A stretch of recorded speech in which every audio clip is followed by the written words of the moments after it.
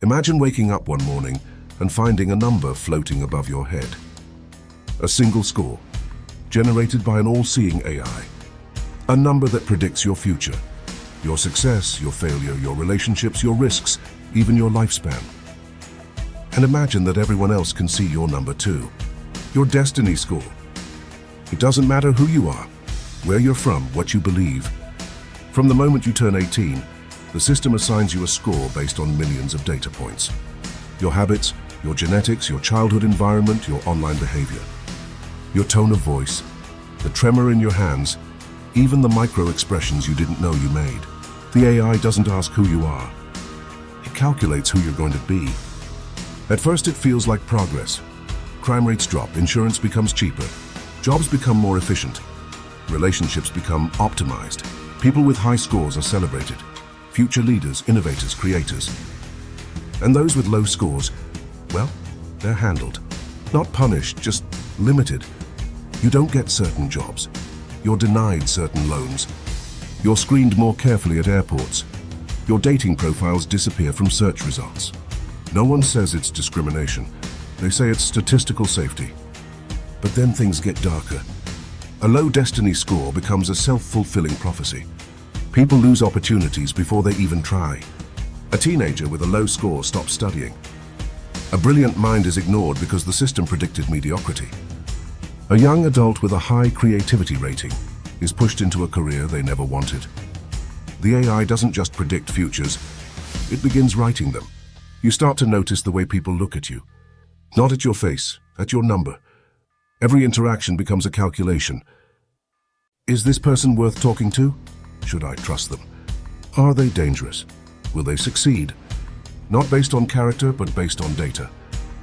Governments insist the system is neutral, fair, objective. They claim it eliminates bias, ignoring the fact that the AI's predictions are trained on a history full of human bias.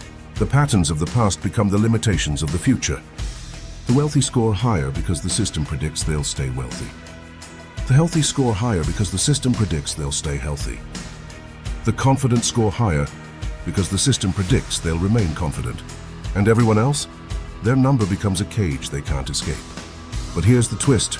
The destiny score doesn't just change society. It changes identity. People begin to behave according to their number.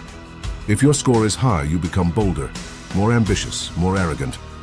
If your score is low, you become quieter, more anxious, more resigned to whatever the system assigns you. Self-fulfilling algorithms replace free will. Soon, parents begin optimizing their children for the highest possible score. Designer diets, designer education, designer genetics. Children grow up knowing their entire life trajectory was planned by a statistical model. They don't dream, they optimize. Meanwhile, a quiet underground movement forms.